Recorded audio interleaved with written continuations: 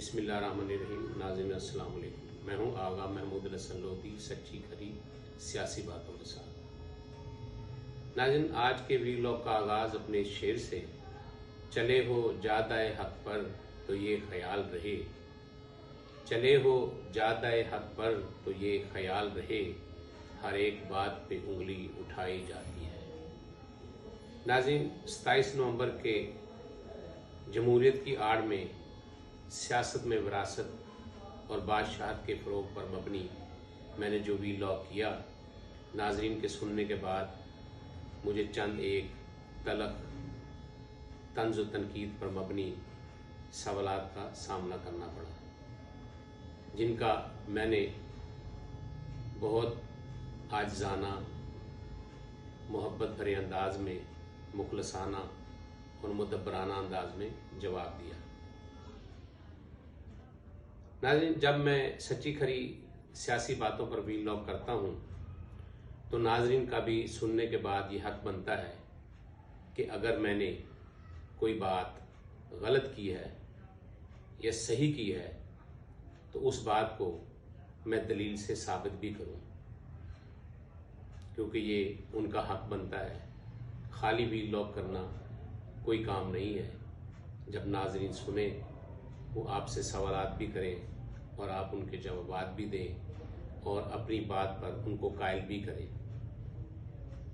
अब चलते हैं 27 नवंबर के उन दो बड़े ख़ानदानों की तरफ।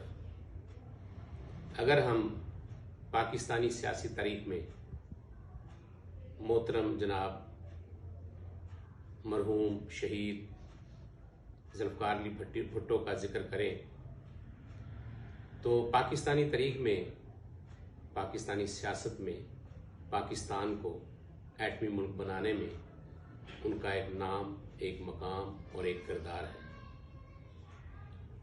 उसी नाम, उसी मकाम, उसी बयानिए और उसी किरदार को लेकर उनकी औलाद भी आगे चली।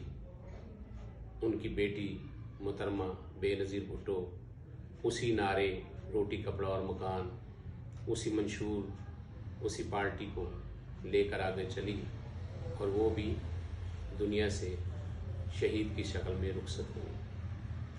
उसके बाद उसी पार्टी की बागडोर जनाब आसिफ अली जरदारी साहब ने संभाली और उनके बाद उनके बरखुरदार, उनके चश्मो चिराग और ज़ुल्फ़िकार अली भुट्टो शहीद मरहूम के नवासे बिलावल जरदारी ने संभाल ली है और उन्हीं के किरदार को, उन्हीं की पार्टी को, उन्हीं के बयानिए रोटी कपड़ा और मकान को लेकर वो आगे चल रहे हैं।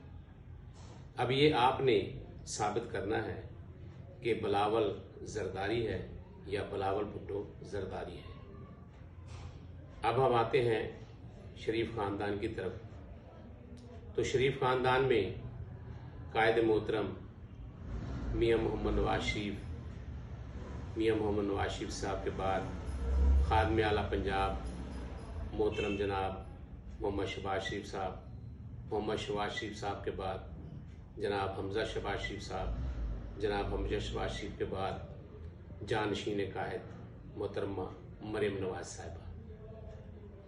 अब मेरी 27 नवंबर की सच्ची खरी बात को आपने मेरी उस बात को गलत साबित करना है या उस पर तनकीद करनी है। मैंने तो साबित कर दिया कि सियासत में विरासत और बादशाहत फ़रोग़ पा रही है।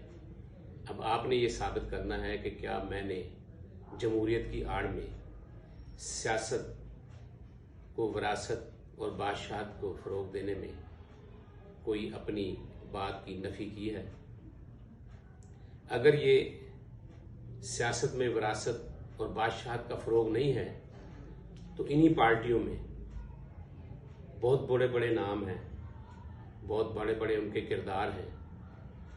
एक दोस्त ने ख्वाजा साद रफ़ीक साहब का भी जिक्र किया, तो क्या ख्वाजा साद रफ़ीक साहब इस काबिल नहीं है?